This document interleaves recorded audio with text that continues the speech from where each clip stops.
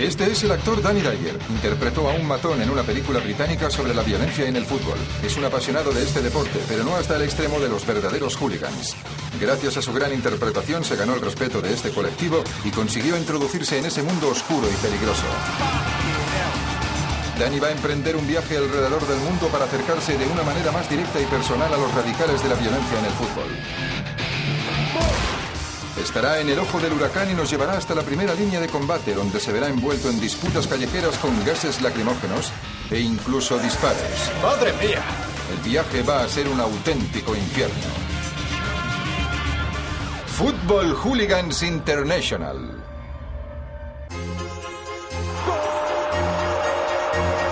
Argentina es famosa por el fútbol. De todos los países que han logrado éxitos en el deporte rey, es en este donde provoca mayor drama y entusiasmo.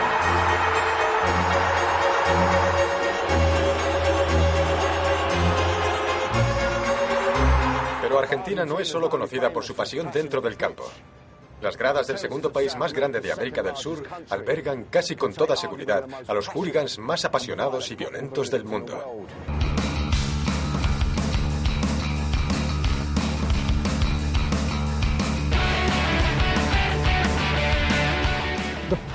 El gran problema de la violencia en el fútbol argentino es que va de mal en peor.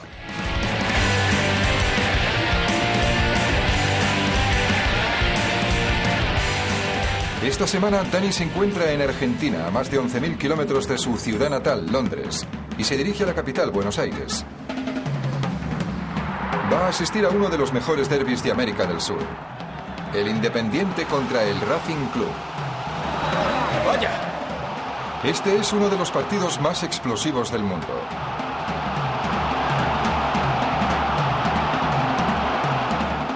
Argentina tiene un grave problema con los hooligans, cuyo mundo es muy hermético. Pero pese a ello, Danny va a conocer a uno de los hooligans con peor fama de todos. El líder del grupo radical más grande del mundo. El viaje ha coincidido con una de las grandes crisis en la historia del fútbol argentino. Danny se acerca al ojo del huracán de los hooligans.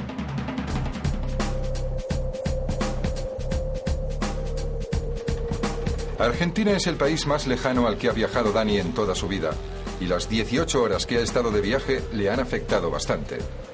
Ha visitado muchos países en muy poco tiempo, así que ahora mismo no sabe muy bien en qué franja horaria se encuentra.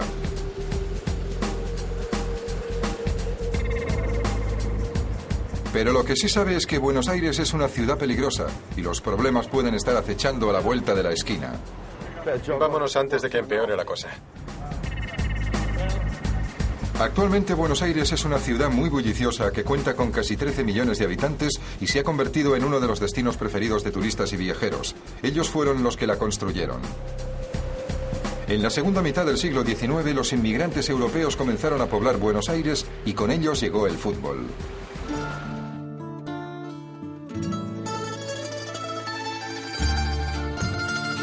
Los orígenes de este deporte en Argentina se remontan a 1893, año en el que se fundó la Liga. Solo 5 años más tarde que la Liga inglesa y antes que las europeas, la popularidad del deporte rey se extendió y formó parte del ADN de Argentina. En Argentina el fútbol es todo, es una manera de expresión.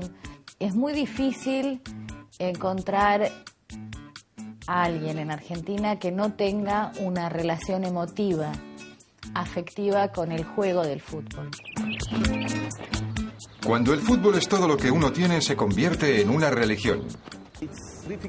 Para una persona que no vive en Buenos Aires o Argentina, resulta difícil comprender la pasión con la que la gente vive el fútbol. Una pasión que en ocasiones llega demasiado lejos. Argentina posee un historial demoledor de violencia futbolística. Más de 200 personas han perdido la vida en este país desde el primer incidente ocurrido en 1939, en el que 2 seguidores fueron abatidos por disparos. Pero los grupos de hooligans organizados no aparecieron hasta los años 70. Se dieron a conocer con el nombre de Barra Bravas. El concepto de patota es clave, digamos, Barra Brava es un concepto que tiene que ver con el fútbol, pero la mentalidad de patota es una cosa muy común en la Argentina. Y el enfrentamiento entre una patota y otra, o entre una patota y la policía, digamos, es parte de la vida, parte de la lucha por poder, por territorio de la Argentina. El lugar en el que esta idea resulta más evidente es Buenos Aires. Dani se encuentra en la ciudad con más equipos de fútbol del mundo. Es un hervidero de fanáticos de este deporte y al tener tantos equipos también se encuentran más grupos radicales. Dani los va a conocer dentro de poco.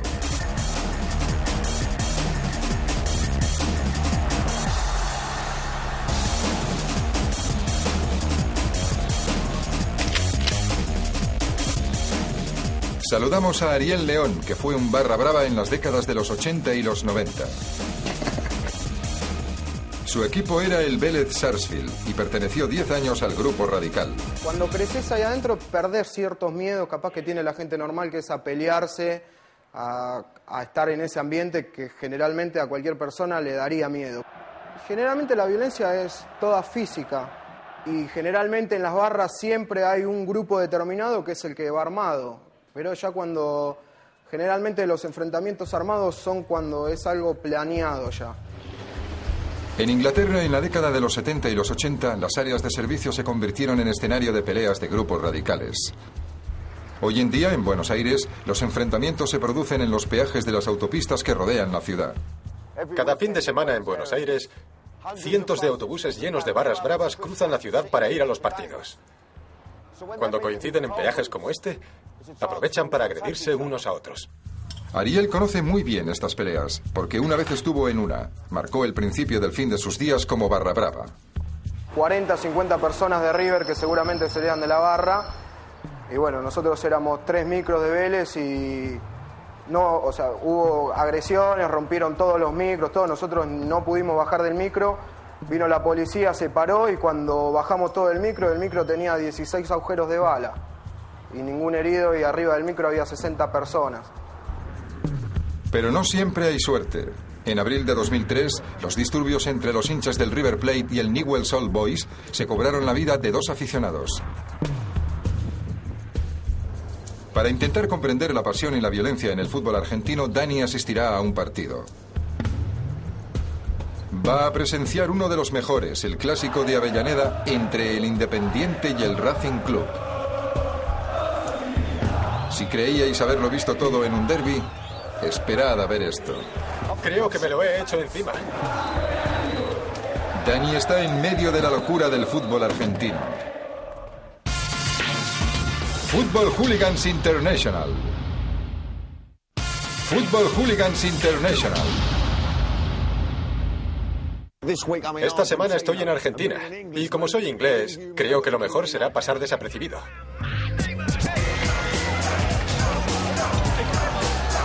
Dani se encuentra en la capital, Buenos Aires, a más de 11.000 kilómetros de casa. Pero si observamos el comportamiento de estos hooligans, nos daremos cuenta de que estamos en un mundo totalmente distinto. Argentina es un país con una historia cargada de violencia. En el año 1943, un golpe de Estado derrocó el gobierno constitucional. Este hecho significó el comienzo de 40 años de régimen militar en los que se produjeron varios golpes de Estado acompañados de violencia y de sangre. En la segunda mitad del siglo XX, los líderes militares aplicaron medidas extremas contra aquellos que se oponían a la dictadura. A finales de los 70 y principios de los 80, las organizaciones de derechos humanos calculaban que más de 30.000 personas se encontraban desaparecidas.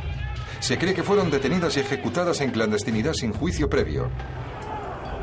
La violencia no es algo ajeno a la sociedad argentina y el fútbol es una de las grandes pasiones del país, por lo que ambos elementos se unieron y dieron paso a la cultura de violencia en el fútbol. En las semanas previas a la visita de Dani, hooligans de distintos equipos argentinos acapararon todos los titulares. El Racing Club vetó la entrada al estadio a los barras bravas del Boca Juniors.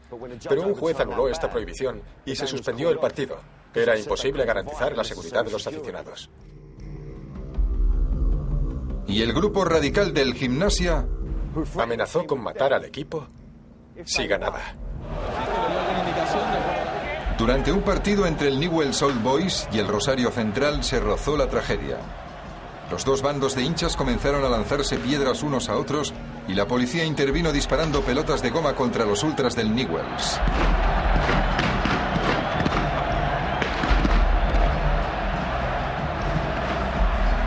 Esto es un mes normal para los barras bravas del fútbol argentino.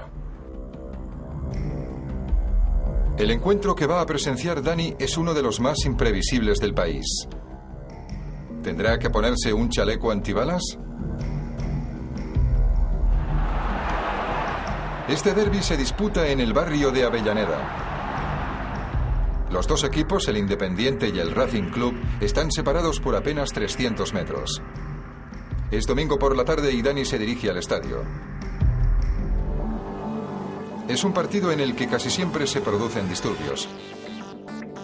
Hace 6 años, más de 100 aficionados resultaron heridos después de que el grupo radical del Racing atacara a los hinchas del Independiente durante el partido.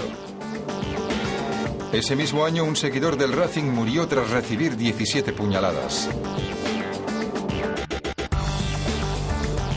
El estadio del Independiente, el Libertadores de América, no tiene nada que ver con los estadios modernos de hoy en día. Es lo más parecido a un campo de fútbol de colegio, pero con un ambiente muy agresivo. Dani tiene la sensación de haber viajado atrás en el tiempo. El calor que hace al mediodía es abrasador y Dani va a conocer al líder de los barras bravas del Independiente. Este es Pablo Álvarez, también conocido como Bebote, es decir, Bebé Grande. Es el cabecilla de los barras bravas del Independiente, los Diablos Rojos. Dani ha quedado con él en el interior del estadio 4 horas antes del partido. Es poco habitual quedar con el líder de un grupo radical dentro del estadio. La situación es surrealista, ya que lo primero que hace es pedirle a Dani que le ayude a llevar unas bolsas de basura. Me toca currar, ¿pero esto qué es?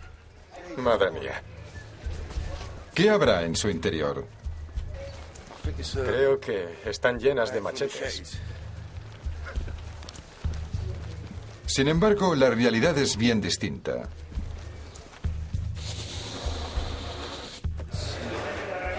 Pero si son globos.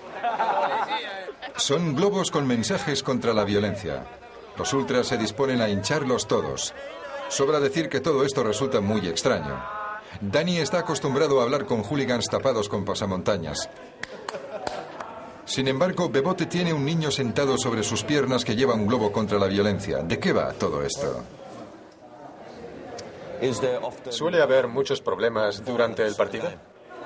No, violencia hay en la Argentina, no en el fútbol. Violencia hay en la sociedad. Que de ahí vaya a cada sector de parte, como la cancha de fútbol, un baile. En todos lados hay violencia. Trataremos de que no pase nada hoy acá, pero a la hora de defenderse todo el mundo se va a defender. Nosotros no somos de ir a buscar problemas a otro lado, sino nos defendemos si no vienen a buscar nada más. Defendernos defendemos todos, tanto vos como yo. Cuando nos atacan nos defendemos.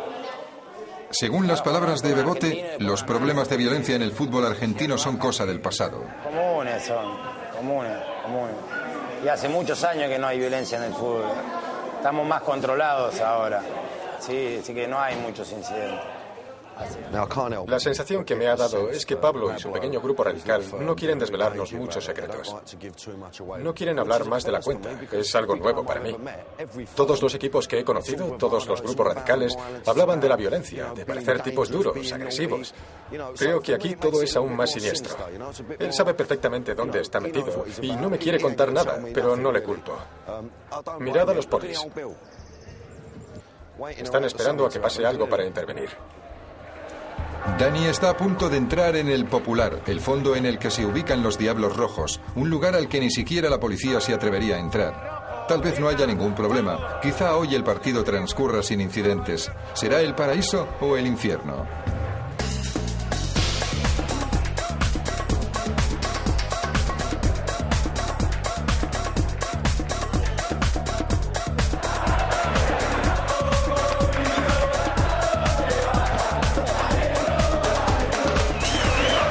¡Madre mía!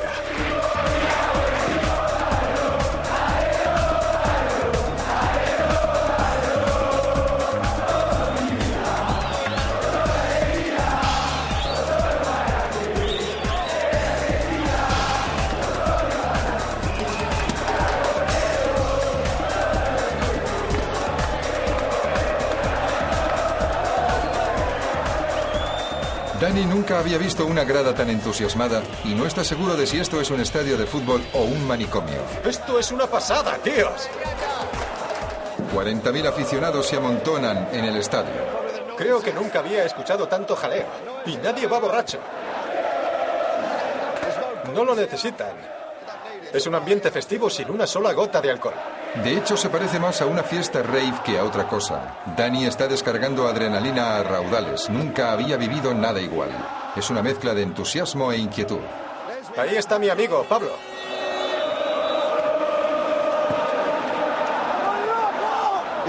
Esto es una locura. Están como cabras.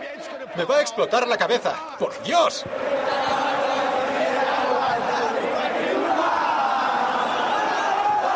Esto es la ley de la selva y puede ocurrir cualquier cosa. Es increíble.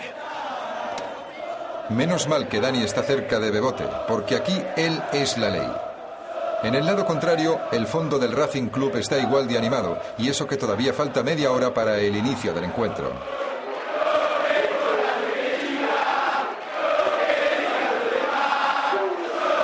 Arman tanto escándalo que Dani ni se ha dado cuenta de que ha empezado el partido. Pero al llegar al minuto 7, el volumen sube todavía más. Les han pitado penalti. Y como marquen, esto va a parecer un volcán.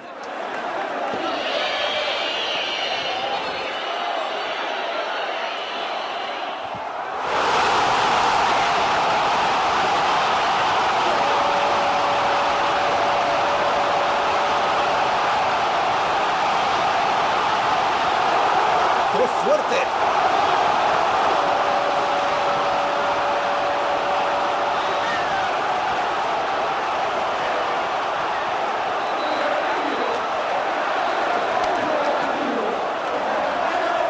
Creo que me lo he hecho encima.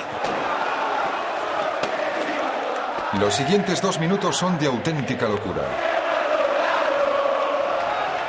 El ambiente es tan intenso que Bebote no puede garantizar la seguridad de Dani y de nuestro equipo, por lo que salen del fondo popular y se dirigen a una grada más segura. Por fin Dani puede tomarse un respiro. Nos hemos tenido que ir de allí porque era demasiado peligroso. Incluso he llegado a pasar miedo. Ahora que lo veo desde fuera, no me puedo creer que estuviéramos ahí. Estábamos en medio de toda esa gente. ¿Pero en qué estábamos pensando? Dani empieza a comprender la pasión y lo imprevisible del fútbol argentino. Aquí nadie tiene miedo de sufrir entradas fuertes y nadie se va a librar de sufrirlas, os lo aseguro.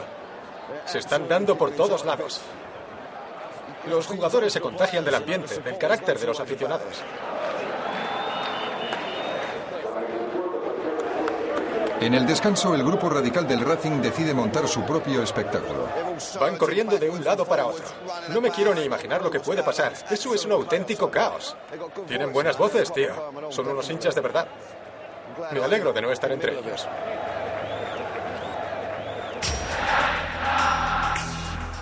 Pero todo lo que ha pasado hasta ahora no es nada comparado con lo que está a punto de suceder. El segundo gol del Independiente al principio de la segunda parte origina unos incidentes muy graves. Los hinchas del Racing no están contentos. Todavía quedan 30 minutos por jugar y su equipo se expone a quedar humillado por su eterno rival. El partido está a punto de finalizar antes de tiempo. Algo sucede en el fondo del Racing. Parece que hay problemas.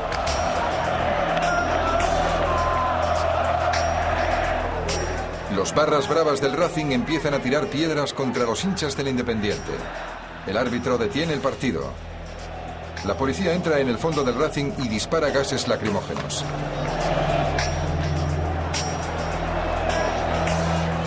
Se producen enfrentamientos y la violencia aumenta. Los del Racing se están enfrentando a la policía. Gases lacrimógenos, bombas de humo. Es un auténtico caos. El jefe del operativo que ahí se acerca está preocupado. Vamos a ver qué es lo que él resuelve. Sigue jugando unos minutitos más para ver si dejaban de tratar de suspender el partido, que me parece que es el fin que ellos quieren lograr. Tras 10 minutos de violencia descontrolada, el árbitro no tiene otra alternativa que suspender el partido.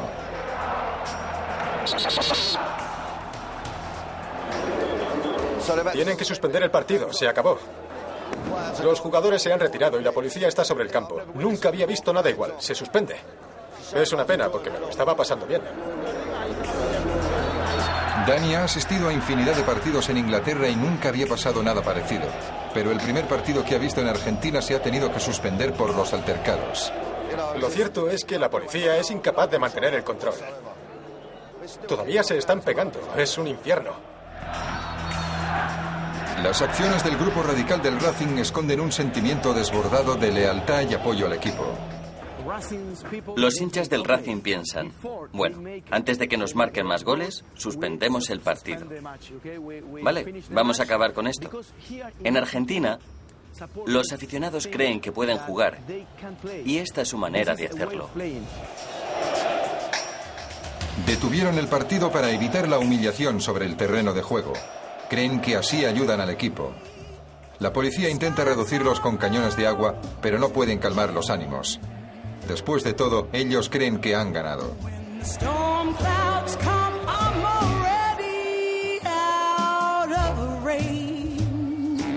Ha sido un día extraño. Dani ha vivido en primera persona los altibajos del fútbol argentino. Es obvio que lo que nos contó Bebote sobre la desaparición de la violencia en el fútbol dista mucho de la realidad. La cadena de producción de violencia en el fútbol argentino funciona a pleno rendimiento.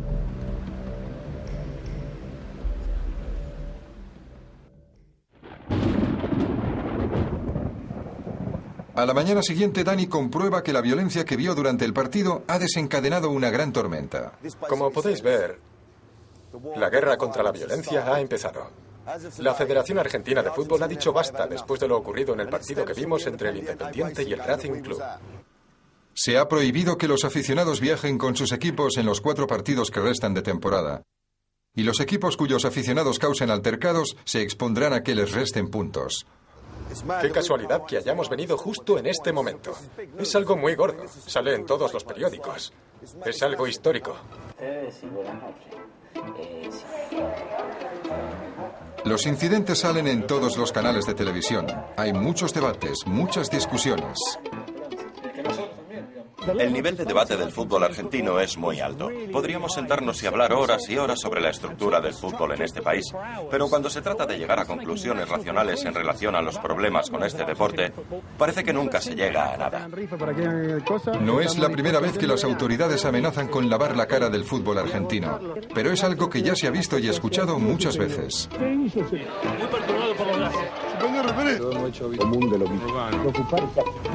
Nadie quiere asumir la responsabilidad del problema. Todos dicen que los responsables son los demás. Las directivas dicen que la responsabilidad es de las autoridades. Las autoridades dicen que es responsabilidad de las directivas. Los jugadores dicen que esto no tiene nada que ver con ellos. Entonces, ¿quién es el responsable?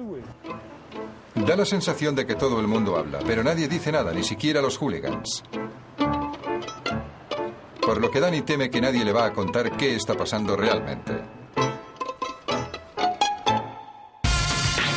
Football Hooligans International. Football Hooligans International.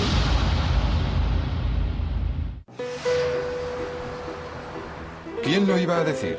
Dani ha llegado a Buenos Aires al mismo tiempo que una de las grandes crisis en la historia de la violencia en el fútbol argentino. El partido al que asistió fue suspendido por disturbios. Algunos jugadores han recibido amenazas de muerte y se ha prohibido que los grupos radicales acompañen a sus equipos en los desplazamientos. Dani pensaba que este escándalo reduciría las posibilidades de conseguir hablar con otros grupos radicales. Pero a pesar de la atención mediática, Dani va a conocer a un grupo radical que está dispuesto a hablar con él. ¿Le contarán toda la verdad? Estamos de camino al barrio más occidental de Buenos Aires, conocido como Liniers, donde juega el Vélez Sarsfield. Dani nunca había oído hablar de ellos, pero en el año 1994 ganaron la Copa Intercontinental tras derrotar al Gran Milán de los años 90. No es uno de los equipos más conocidos de Argentina, pero son muy importantes para este barrio, al igual que el grupo radical La Pandilla. Para estos chicos, La Pandilla es su familia. No tenemos jefe. Esto es una democracia, somos amigos. Crecimos aquí, con nuestro equipo. Empezamos a viajar con los ultras y después pasamos a ser parte de la pandilla. Aquí los vemos provocando disturbios tras un partido contra el Boca Juniors en abril de 2006. Hoy en día no son el grupo radical más activo de Buenos Aires, pero Dani les agradece que hayan aceptado hablar con él. No sabe muy bien lo que va a ocurrir, pero seguro que se llevará alguna que otra sorpresa.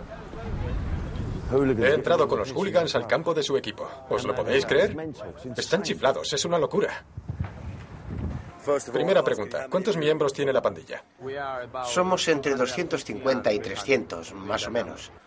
No tenemos grandes enemigos, pero todos son nuestros enemigos. Aquí no existen los amigos.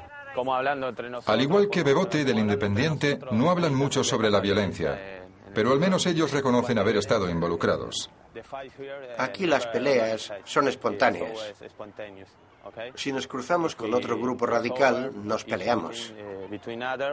Esa es la única regla que hay. No pactamos nada de antemano. A pesar de que la entrevista no resulta demasiado reveladora, todo lo demás sí lo es. El club les proporciona algo para beber. ¿Lo ves?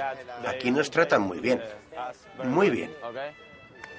No sabía que los ultras también tenían mayordomos. ¿Qué locura es esta? Mirad, ahí va el mayordomo. Se vuelve tan tranquilo. Ya se va. Tras un par de cervezas sobre el campo, los chicos llevan a Dani a que vea la sala de trofeos. ¿Os dais cuenta de lo que estamos viendo? Los ultras acompañan a Dani a la sala de trofeos. La Copa Toyota. Nadie les para, nadie les pregunta qué van a hacer. Obviamente se trata de gente con bastante influencia. ¿Está ahí? Sí. Deben de ser muy amigos del presidente, porque el despacho está justo aquí. No sé si va a salir o no. No lo sé, no sé cómo funciona esto. La pandilla parece ser algo más que un grupo radical normal. Se pasea por el estadio como si fuera suyo. Son amigos del presidente y pese a que no se les tolera, se les respeta. Da la sensación de que son una parte integrante del club. Es como si en Argentina los locos se hubieran hecho los dueños del manicomio. Todos los equipos tienen barras bravas. No hay ninguno que no tenga. Puede que les falte el portero, algún defensa o un delantero. Pero lo que sí tienen siempre son barras bravas. ¿Y qué pasa con Bebote, el líder de los barras bravas del Independiente? Dani se ha enterado de que también tiene amigos con mucha influencia. Resulta que Bebote, el líder de los ultras del Independiente que nos acompañó en el partido, tenía prohibida la entrada al campo. El gobernador de Buenos Aires afirma que el presidente del club le dejó entrar unas horas antes. A Bebote también se le acusa de haber vendido 600 entradas falsas para el partido. ¿Os dais cuenta? Realmente todo esto es muy extraño. Ser un barra brava es como tener trabajo. Pero si eliges ser barra brava, es algo más que un trabajo. Es un estilo de vida, una forma de vivir. Hooligans profesionales. ¿Cómo puede ser verdad? Todo es por culpa de la estructura de los clubes de fútbol. En Argentina todos los clubes son asociaciones y no empresas, por lo que los aficionados pueden ser miembros del club y votar al presidente. Los clubes de fútbol en Argentina son sociedades sin fines de lucro, digamos, son clubes en el verdadero sentido de la palabra. Los socios votan el sistema de administración que ellos quieren. Y la campaña para ganar esas elecciones es un espejo absoluto de una campaña política en la sociedad. Así que si quieres ser presidente necesitas los votos de la grada. Quien controla las gradas controla también un gran número de votos y los barras bravas son los dueños del estadio. Poseer tu propio grupo radical para impresionar o intimidar a los demás es muy importante. Y no se trata únicamente de ganar votos. Los barras bravas también hacen el trabajo sucio de los clubes. Cree que a menudo están aliadas a distintos dirigentes dentro de los clubes. Es muy común en Argentina que la barra brava aparezca para presionar o intimidar a un técnico, a jugadores. Ha habido casos de árbitros. En Argentina Han sido los clubes los que han creado los grupos de hooligans, y así es como nació el monstruo del fútbol argentino. A lo largo de la historia, los clubes han subvencionado a los grupos radicales. Reciben dinero de los jugadores, de los entrenadores o del presidente del club. Pero la distribución de entradas, los viajes cuando el club juega de visitante, estadio, la venta de bebidas, todo tiene que ver con la manera en que han permeado la estructura de poder y de administración del club. Siendo barra brava tenés acceso a abogados, tenés acceso a contactos con la policía, si caes preso el club te pone la seguridad como para sacarte, te escolta la policía, o sea, es un trabajo violento protegido. Así que supuestamente los barras bravas cometen actos delictivos graves. No se conforman con pelearse entre ellos, sino que practican la extorsión, adulteran los partidos y son unos corruptos a gran escala. Lo peor es que todo el mundo sabe lo que ocurre. Entonces, ¿por qué no se ha hecho nunca nada por erradicarlo? Dani y el equipo de producción se han dirigido a la policía para escuchar lo que tienen que decir al respecto, pero el silencio habla por sí solo. La policía ha rechazado conceder entrevistas unas cuantas veces.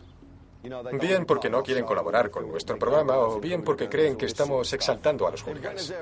Este tema es muy distinto aquí en Buenos Aires.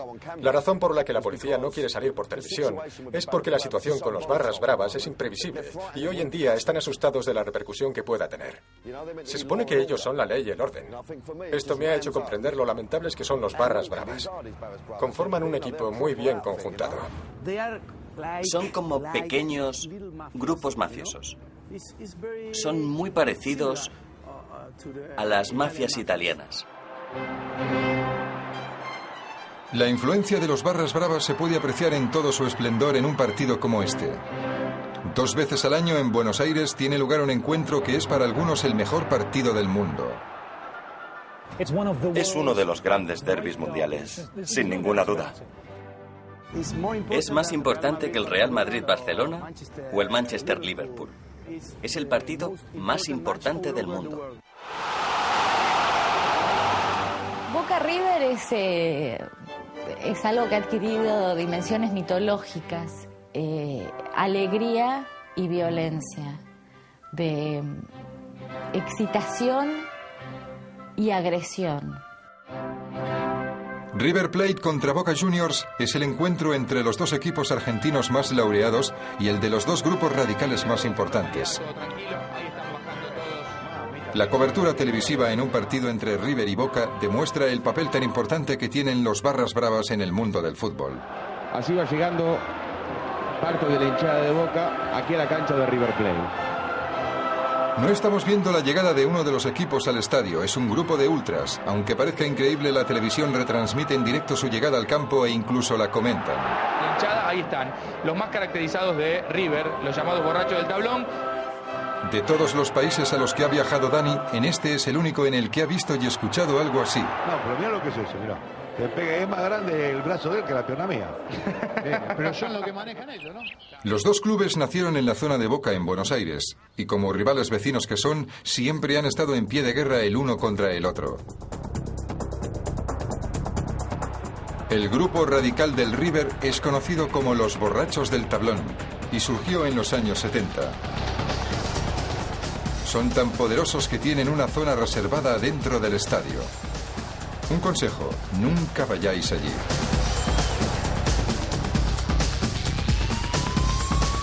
Después de muchas negociaciones, Dani va a conocer a uno de los miembros de este grupo radical, Kevin.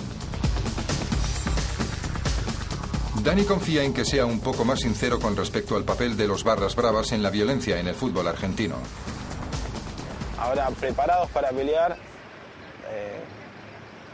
no sé si estamos ahora por deporte, uno por ahí va al gimnasio o hace gimnasia de boxeo o digamos preparados para pelear en las canchas, no lo estamos.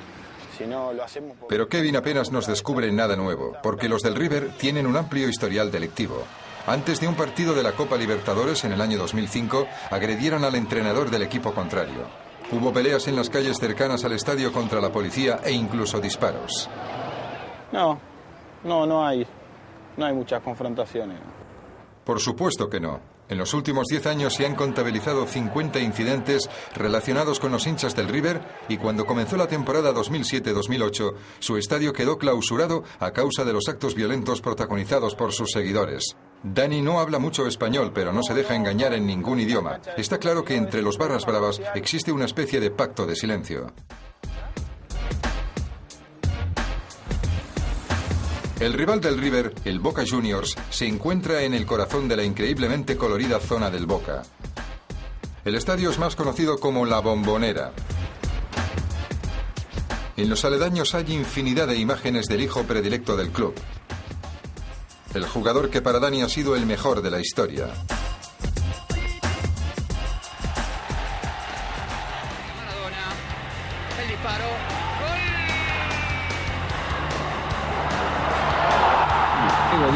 Diego.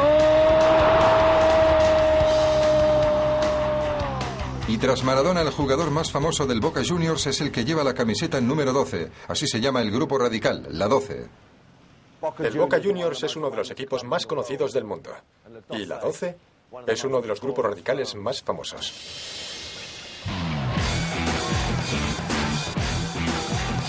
La 12 ha protagonizado más de 100 incidentes de violencia relacionada con el fútbol a lo largo de la historia. Se han peleado con casi todos.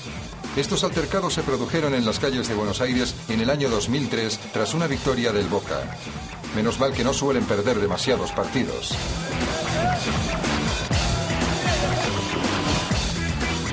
Este es su líder, Rafa Di Zeo, al que vemos dirigiendo la llegada de la 12 en el partido contra el River.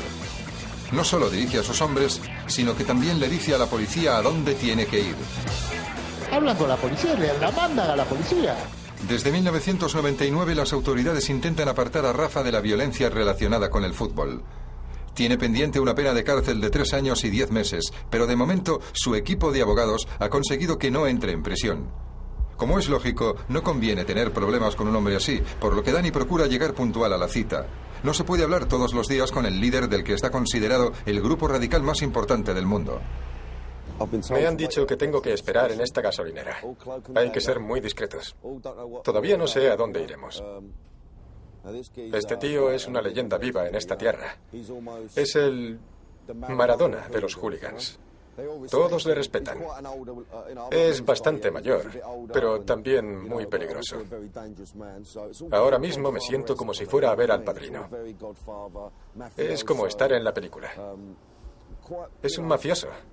La verdad es que me intimida bastante, os lo aseguro.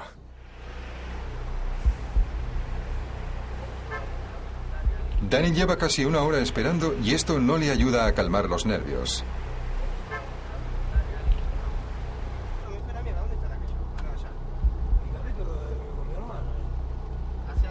Finalmente, uno de los hombres de Rafa le recoge, uno de sus subordinados, conocido como el Ninja, y le lleva a otra avenida. Dani cree que van a volver a darle plantón. Pero afortunadamente le llevan a una pizzería. Bien, pues aquí estamos. Pizza italiana, el padrino, Rafa Di Zeo. Vamos a ver qué nos cuenta este tío. Yo cualquier cosa voy a pasar igual. Porque le tengo que llevar esas camisetas que me dijo. Da la sensación de que no le importa la presencia de Dani. Está hablando por teléfono y Dani está un poco nervioso. ¿Cuál es el papel de la 12 en el club? Y en el club es una de las patas fuertes del club. Tiene mucha influencia por el hecho de que uno vive desde chiquito en el club. Va todos los días de su vida al club. En cambio, los jugadores o los dirigentes están por un tiempo determinado, pero después se terminan yendo. La 12 está desde que nace hasta que se muere. ¿La 12 es el grupo radical argentino más duro? Sí, es la más fuerte. Para nosotros, no solo de Argentina. Para nosotros, no solo de Argentina. Y los demás, digamos, en distintos países del mundo reconocen que la hinchada de Boca es la más fuerte de casi todo el mundo. Entiendo. Y que no lo decimos nosotros, lo dice la gente de afuera. Por fin parece que alguien le cuenta algo a Dani. De una pelea. En realidad es una pelea y uno trata de no hablar mucho de eso porque la pelea queda siempre ahí, en lo que fue una pelea. Simplemente sí, nos peleamos, pasó tal cosa, ganamos o no, y normalmente ganamos, pero no hablamos mucho del tema. Para nosotros la hinchada de Boca es como una familia, entonces tratamos de los problemas de la familia que no salgan de ahí, porque el mundo de nosotros es más cerrado, el mundo nuestro es más cerrado, pues no nos gusta que las cosas que hacemos nosotros salgan para afuera, para el exterior. Por eso... Dani ha comprendido que en Argentina hay cosas que no todo el mundo puede saber. Son cosas que se quedan dentro de la familia. Si el mundo de los hooligans del fútbol es tan hermético y poderoso, ¿se acabarán algún día los problemas de la violencia? Football Hooligans International. Football Hooligans International.